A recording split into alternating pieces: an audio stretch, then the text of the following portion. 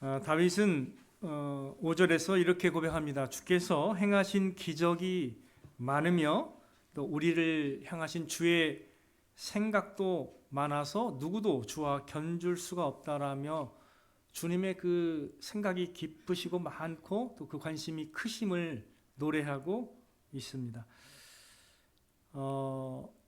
이 시편은 하나님의 그 구원하심을 경험한 다윗이 이제 노래하고 있는 그 시편인데요. 보니까 이제 이 분위기가 6절에 가니까 좀 바뀌어서 6절에 보시니까 이렇게 말씀하고 있습니다. 주께서 내 귀를 통해서 내게 들려주시기를 제사와 예물을 기뻐하지 아니하시며 번제와 속죄제를 요구하지 아니하신다라고 이렇게 고백하고 있습니다. 이 대목은 우리가 좀 생각을 해야 되는 대목입니다. 기본적으로 우리가 하나님을 만나러 가려면 무엇이 필요하죠? 우리 모든 그 구약 시대를 살았던 사람들은 뭐가 필요해요? 제사가 필요하죠. 희생 제물이 필요하고 속죄 제사가 필요합니다.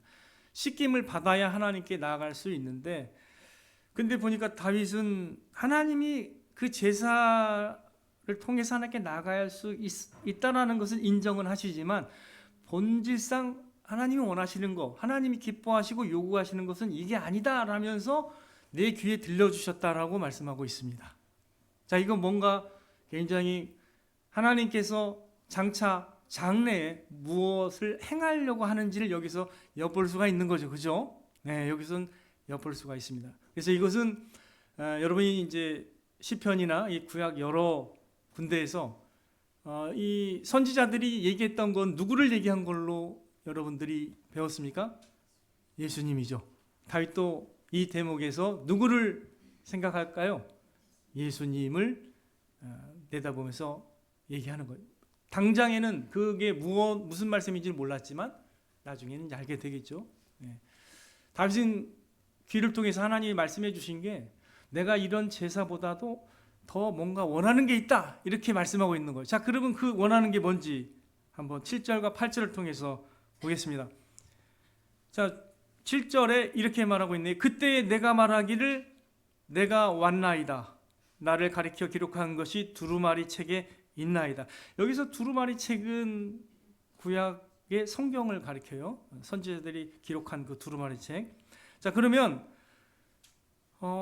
내가 왔나이다. 이렇게 딱 언급하면서 나를 가리켜 기록한 것이 두루마리 책에 있나이다. 이렇게 얘기를 하고 있고 8절에 다윗이 이렇게 고백합니다. 나의 하나님이여 내가 주의 뜻 행하기를 즐기오니 주의 법이 나의 심중에 있나이다 라고 고백합니다. 그렇다면 정말로 하나님이 기뻐하시고 요구하시는 건 뭐예요? 외적인 제사예요? 아니면 뭐예요? 나의 마음의 중심을 원하시고, 내 중심에 뭐가 있기를 원해요? 주의 법과 주의 뜻이 있어서 주의 뜻을 행하기를 원하신다는 걸 여기서 얘기하고 있죠. 그러면 그게 더 하나님의 본심이 드러난 말씀이라는 것을 다윗은 깨달은 거예요. 그죠? 이 사람과의 관계에서 여러분이 잘 아시지만 가장 중요한 게 뭐예요? 마음이죠. 이건 우리가 인생을 살아보면서 잘 이해할 수 있습니다. 형식적인 대화를 하고 나오면 뭔가 불편해. 근데 마음을 나누면 어때요? 이게 참 너무 감사가 되고 참 만남의 의미를 그때서야 느끼는 거죠. 그죠? 이런 거예요. 하나님이 외적인 제사만 원하시고 예물만 원하셨다라고 오해하면 우리가 뭔가 그림자만 본 거예요. 본질을 못 보고. 사람을 만나야 되는데 우리가 그림자 만나고 다니면 그게 사람을 만난 겁니까? 아니잖아요. 그죠? 성경은 그러면 이 말씀에서 하나님이 무엇을 행하실지를 우리가 예측할 수 있겠죠. 그죠? 누가 와서 온전하게 순종할 것을 여기서 예언하는 거예요? 예수님을 말씀하고 있습니다. 첫 인간 아담이 실패한 이래 그 어떤 인간도 하나님 앞에서 속죄제와 예수 그리스도의 피 없이 담대하게 나갈 수 있는 인간은 없었습니다. 왜? 전적으로 순종할 수 있는 사람이 없었기 때문입니다. 모세조차도 어떻게 해요? 율법을 지키지 않았을 때 하나님이 어떻게 했어요?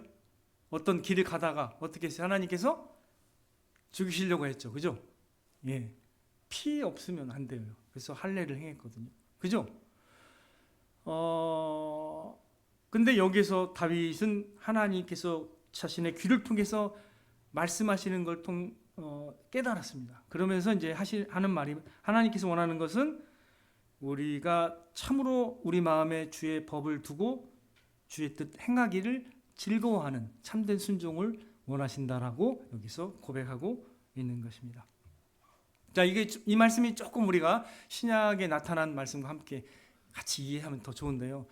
자, 여기 한번 히브리서 말씀을 찾아보세요. 히브리서 10장 5절에서 16절입니다. 찾아보셔도 돼요. 이 히브리서 말씀을 계속 봐야 되기 때문에. 자, 보세요.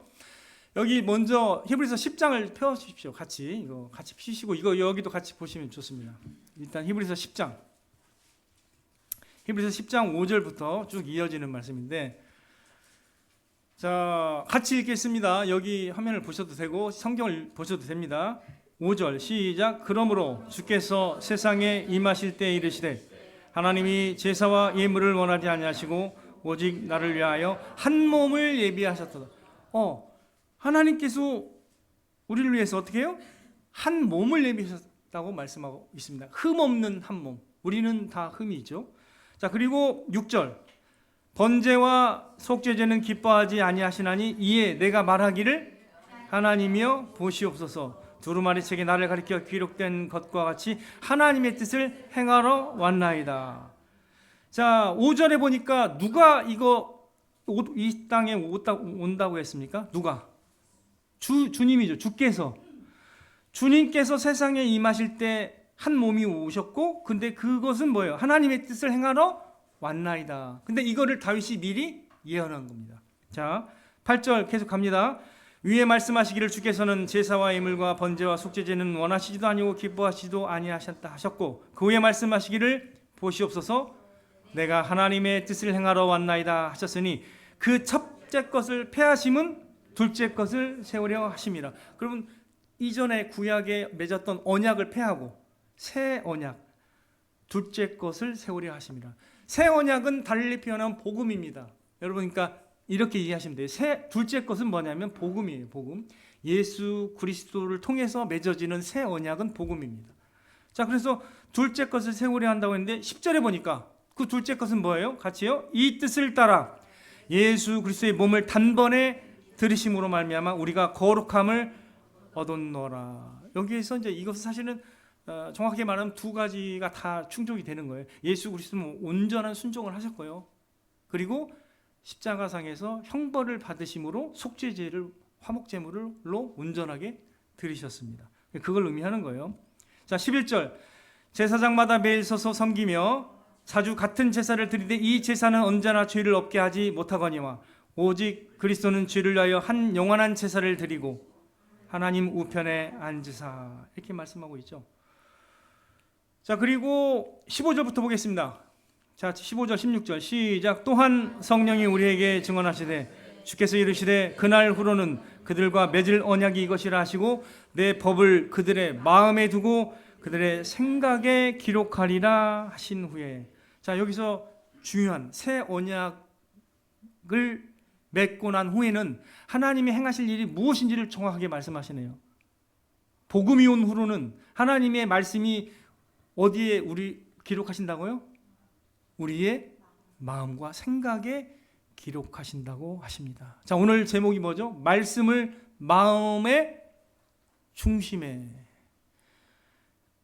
우리의 하나님께서 행하신 일은 우리로 하여금 하나님의 말씀을 우리 마음에 두게 하시기를 원하시고 또 그렇게 두게 하시는 그런 놀라운 역사를 성취하시는 것이 복음의 능력입니다. 자, 여러분, 하나님은 그래서 이제 처음에 구약시대 땐 돌판에 그의 마음 말씀을 새기셨지만 이제는 새 언약 후에는 그 말씀을 어디에 새기신다고요? 저와 여러분의 모든 심령의 마음에 하나님께서 그 말씀을 새기겠다라고 말씀하고 계시는 것입니다. 에레미야 31장 이거 안 찾아봤어요. 여기 또 띄우겠습니다. 자, 에레미야 31장 31절 32절 말씀 같이 읽어보겠습니다. 시작. 여호와의 말씀이니라. 보라, 날이 이르리니 내가 이스라엘 집과 유다 집에 새 언약을 맺으리라. 그 다음에요. 이 언약은 내가 그들의 조상들의 손을 잡고 애굽 땅에서 인도하여 내던 날에 맺은 것과 같지 아니할 것은 내가 그들의 남편이 되었어도 그들이 내 언약을 깨뜨렸음이라. 여호와의 말씀이니라. 그러나 그날 후에 내가 이스라엘 집과 맺을 언약은 이러하니 곧 내가 나의 법을 그들의 속에 두며 그들의 마음에 기록하여 나는 그들의 하나님이 되고 그들은 내 백성이 될 것이라. 여호와의 말이니라. 창세기부터 요한계시록까지 하나님이 그의 백성에게 약속한 거는 이거예요. 그들은 나의 백성이 되고 나는 그들의 하나님이 되리라. 이게 하나님의 약속입니다. 근데 그 약속이 성취되는 방식이 뭐라고요? 새 언약. 즉 달리 말하면 복음으로 하나님께서 우리 마음에 그의 말씀을 넣어주시고 새롭게 하셔서 그의 뜻이 성취될 수 있도록 하시는 거예요. 사람이요 어떤 것을 마음으로 받으면 행하게 돼 있습니다. 그게 제일 중요해요. 항상 그게 모든 만남 가운데 모든 인간관계에서 그게 제일 중요합니다. 그게 안 되면 다 상대방이 다 알아요. 이 세상 사람도 다 압니다. 마음이 준비 안 된 사람은 다 티가 나게 돼 있습니다. 행하지 않습니다. 이걸 우리가 다 하는데 하나님이 모르시겠습니까?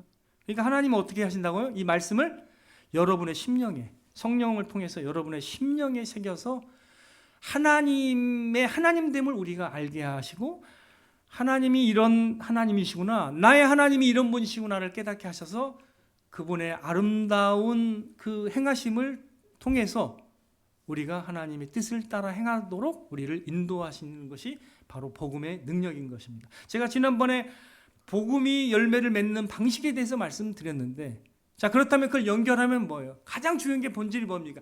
하나님의 말씀이 저와 여러분의 마음에 있느냐가 변화의 성숙의 기점이 되는 것입니다. 되게 중요합니다. 이 세상에 어떠한 사람의 또 사람의 어떤 교훈이나 어떤 도전을 받으면 마음으로 도전을 받으면요 그 사람의 성공 스토리가 이 사람에게 영향을 줘요. 마음으로 받는 사람은 달라집니다. 내가 평소에 운동 안 하다가 운동에 강한 동기부여를 받았어요? 그럼 어떻게 해요? 마음이 들어가면 그 다음에 호주머니가 털려야 돼요. 돈이 가야 돼요. 그죠? 그러면 삶이 변화가 됩니다. 연결이 돼 있어요. 네 마음에 사람이 마음에 있는 곳에 네 보물도 뭐라고 했어요? 있느니라. 같이 연결이 되는 거예요. 그럼 사람이 마음이 있으면 선물합니까? 안 합니까? 마음이 있는데 전혀 그것과 연관이 없어. 그러면 마음이 있어요, 없어요? 없다라고 느끼게 되는 거예요. 사람은 정확하게 분별력이 틀리지 않아요. 그 분별력이. 그게 맞는 겁니다. 그래서 우리도 마찬가지죠. 이 세상에서도 마음이 움직이면 사람이 변한다니까요. 그죠? 우리가 왜 교회에 나와서 예배를 드리는 거예요? 뭘 보려고? 하나님의 말씀이 진짜냐? 하나님이 어떤 분이냐를 깨닫기 위해서 여기 오는 거예요. 그러면 그 사람은 어떻게 돼요? 진짜 하나님이 행하신 일의 의미를 깨달으면 어떻게 될까요? 하나님의 이 말씀이 나의 생명임을 깨닫게 되면 어떻게 될까요? 그 말씀을 마음에 두게 되는 것입니다. 그러면 그 사람에게 이제 놀라운 변화가 시작되는 겁니다. 원래 그렇게 되는 거예요. 이건 연애와도 비슷해요. 어렵지 않게 설명드리면 그 사람의 매력이 확 꽂히면 안 돼요. 지우려고 해도 안 지워져. 젊을 때 여러분들이 전율을 한번 느껴보셨는지 모르겠는데 느껴봤을 겁니다. 여기 보니까 무청년들이 있으니까 결혼하신 분들이 많이 있으니까 느껴보셨을 텐데 그런 겁니다. 우리가 하나님이 행하신 일을 통해서 우리 마음에 뭔가 감동을 받아야 됩니다. 여러분의 마음에 무엇이 있습니까? 여러분의 마음은 무엇으로 가득 차 있습니까? 이게 오늘 말씀을 통해서 하나님께서 여러분에게 주시는 도전입니다. 여러분의 마음에 무엇이 있는지 한번 돌아보시기 바랍니다. 우리가 참으로 변화가 일어나고 참으로 하나님의 뜻대로 살아가는 삶을 살려면 여러분의 심중에 하나님의 말씀이 있어야 될 줄로 믿습니다. 나의 뜻과 나의 생각이 아니라 누구의 생각과 누구의 뜻이 우리의 마음에 있어야 되니까 하나님의 뜻과 하나님의 생각이, 하나님의 말씀이 우리의 심령에 있어야 하는 것입니다. 그래서 다윗은 그걸 위해서 굉장히 많이 기도했어요. 이렇게 기도합니다. 나로 하여금 깨닫게 하여 주소서. 내가 주의 법을 준행하며 전심으로 지키리이다. 하나님의 그 말씀을 향한 열망을 이렇게 표현합니다. 시편 119편 11절은 내가 주께 범죄하지 아니하려 하여 주의 말씀을 내 마음에 두었나이다 라고 고백합니다. 주의 말씀을 내 마음에 두었다 이렇게 고백합니다. 하나님께서는 그 아들을 이 땅에 보내셔서 온전한 제사를 드리게 하심으로써 새 언약을 성취하셨습니다. 복음, 이 새 언약의 성취를 통해서 하나님이 이제 저와 여러분의 마음과 생각에 그의 말씀을 두어서 그 말씀을 통해서 하나님이 기대하시는 하나님의 자녀가 되도록 이끌어 주십니다.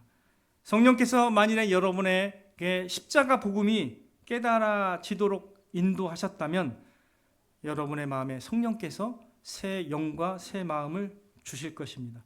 그래서 예수님은 이렇게 말씀하세요.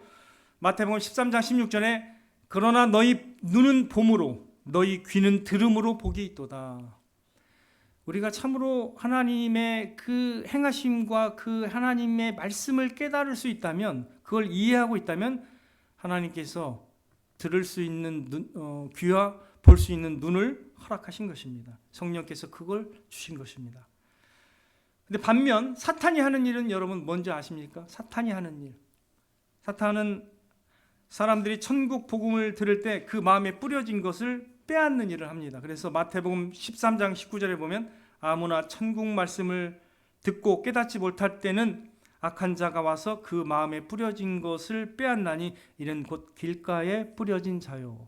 사탄이 하는 일은 그 마음에 뿌려진 그 하나님의 말씀을 바로 거둬가는 겁니다. 마태복음 4장 마가복음인가요? 마가복음 4장 15절은 이렇게 얘기해요. 말씀이 길가에 뿌려졌다는 것은 이들을 가리킴이니 곧 말씀을 들었을 때에 사탄이 즉시 와서 그들에게 뿌려진 말씀을 빼앗는 것이요. 여기도 그렇게 표현합니다. 사탄이 하는 일이 그거예요. 만일에 저와 여러분의 마음에 하나님의 말씀이 없다면 사탄이 쉽게 여러분과 저를 무너뜨릴 수가 있는 것입니다. 하나님의 생명의 말씀, 능력의 말씀, 은혜의 말씀이 우리 안에 없다면 우리는 쉽게 염려하고 불안해하며 낙심하며 좌절하게 되는 것입니다. 우리의 능력만을 생각하고 살아가야 돼요. 이게 뭐 처음에는 당당할 수 있어요. 그러나 인생은 우리의 뜻대로 되지는 않습니다. 여러분 그걸 이해해야 돼요. 그럼 뒤늦게 이제 깨닫습니다. 그걸 너무 늦게 깨닫는 사람 죽기 전에 깨달아요. 물론 그것도 감사해요. 죽기 전에 예수님께 돌아온다면 저도 그건 감사하다고 생각하는데 할 수만 있다면 그걸 일찍 깨닫는다면 여러분은 하나님의 말씀을 통해서 오는 놀라운 복들을 이 땅에 살아갈 때 너무나 많이 느낄 수가 있는 것입니다. 하나님 말씀 없이 살아갈 때는요, 삶의 의미와 목적 자체가 이게 다가오질 않아요. 그냥 본인이 스스로 창출하는 수밖에 없는데 그러다가 많이 방황해요, 사람들이. 근데 여러분들 성경만이 그걸 여러분들에게 제시할 수가 있는 겁니다. 하나님이 우리를 창조했기 때문에 하나님의 말씀만이 우리로 하여금 인생의 참된 목적과 의미를 밝혀줄 수가 있는 겁니다. 목적과 의미는 내가 생성해내는 게 아니에요. 인간이 생성한다면 그건 참되지 않습니다. 다 달라요. 각자의 머리와 마음에서 나오는 게 사람 수만큼 되기 때문에 그게 진리일 수가 없습니다. 그러나 하나님의 말씀은 우리로 하여금 시작과 끝이 정해져 있기 때문에 어디에서 시작해서 어디로 끝날지 하나님이 다 아시기 때문에 바른 인생의 목적과 의미를 밝혀줄 수가 있는 겁니다. 다시 한번 말씀드리지만 성경을 통해서 하나님의 말씀을 통해서 이 모든 것들을 우리가 발견하고 누릴 수가 있는 겁니다. 자, 여러분들 요한복음 5장 37절 38절 말씀 잠깐 찾아보겠습니다. 요한복음을 찾아보겠습니다. 신약성경 151페이지 정도 있어요. 신약성경 151페이지. 요한복음 5장 37절에 38절 말씀.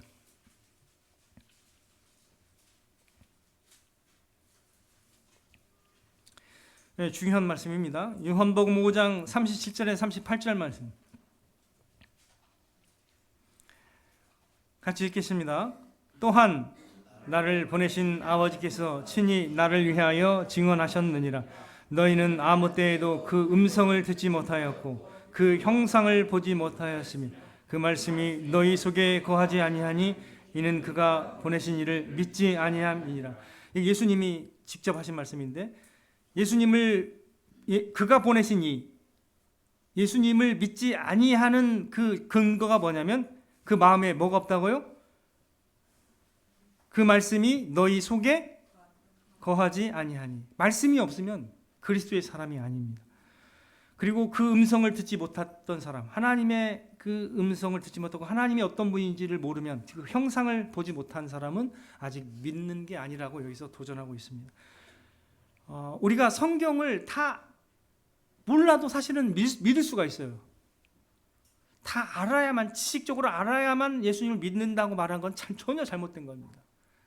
즉 몰라도 마음이 열려가지고 하나님이 이런 분이구나를 깨달음을 줘요, 성령께. 그러면 그 믿으면 되는 거예요. 그러니까 중요한 거는 그 믿는 사람은 하나님의 말씀을 한 말씀이라도 또는 몇 말씀이라도 아는 건 별로 없어도 그 말씀이 살아 움직이는 거예요.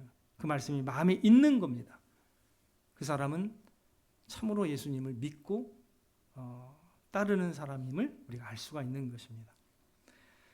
그러므로 저와 여러분은 어떻게 해야 되겠습니까? 사탄이 우리 마음에서 하나님의 말씀을 빼앗아 가려고 계속 그렇게 활동합니다. 그렇기 때문에 우리는 어떻게 해야 돼요? 근신해서 깨어서 어떻게 해야 돼요? 하나님의 말씀을 우리 마음에 두려고 노력해야 돼요. 이러한 노력을 하지 않으면 어떻게 된다고요? 그냥 세상 사람입니다. 분명히 말씀드리지만 그냥 세상하고 똑같아요. 전혀 다르지 않습니다. 그렇다면 우리가 하나님의 말씀을 우리 마음에 두기 위해서 어떻게 해야 됩니까? 4가지 정도를 할 수가 있어요. 그 말씀을 드릴 테니까 잘 기억하고 한번 습관으로 하시길 바랍니다. 여러분이 이미 하고 있는 것도 있습니다. 첫 번째, 성경 읽기입니다. 하나님의 말씀을 내가 읽어야 돼요. 가까이 하는 거예요. 내가 하나님 말씀을 읽고 묵상하면서 기도하는 습관을 들여야 돼요. 그래서 성경 읽기가 중요합니다. 여러분이 할 수 있는 거 뭐예요? 성경은 제일 이 세상에서 많은 책이에요. 어디서나 막 있습니다. 성경 읽어야 됩니다. 성경을 읽는 사람이 복이 있는 겁니다. 요한계시록 성경을 읽는 사람이 복이 있다라고 말씀하세요. 매일 하나님 말씀을 시간을 내서 읽어야 됩니다. 말씀을 가까이 하고자 하는 그 노력이 성경 읽기를 통해서 나타나야 돼요. 여러분들 공부할 때 엄청 열심히 공부하는 사람, 그 감동을 받는 스토리들이 있어요. 저 어렸을 때 학교 다닐 때 영어 단어 막 엄청 많이 외우라고 선생님들이 말씀하시는데 어떻게 외우냐면 어떤 사람의 얘기를 들어주는데 그냥 뭐 성경 사전이 있는데 한 장씩 찢어가지고 이걸 다 먹고 소화했다, 암송했다는 뜻이에요.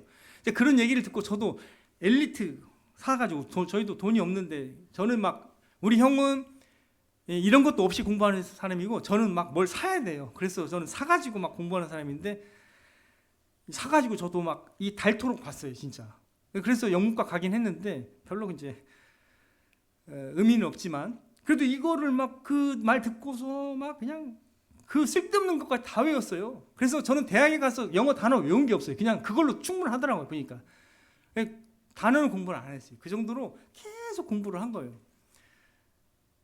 이렇게 영어 단어조차 매일 이렇게 달달달 외우는데 우리를 살리는 우리의 영혼에 생명이 되는 진리가 되는 우리를 구원으로 인도하는 하나님의 말씀은 잘 안 본다는 거죠. 그죠? 역설적인 거죠. 자, 그래서 우리는 말씀을 읽어야 됩니다. 두 번째는 말씀을 듣는 거예요. 이건 이제 예배 시간을 통해서 하는 거나 또는 어떤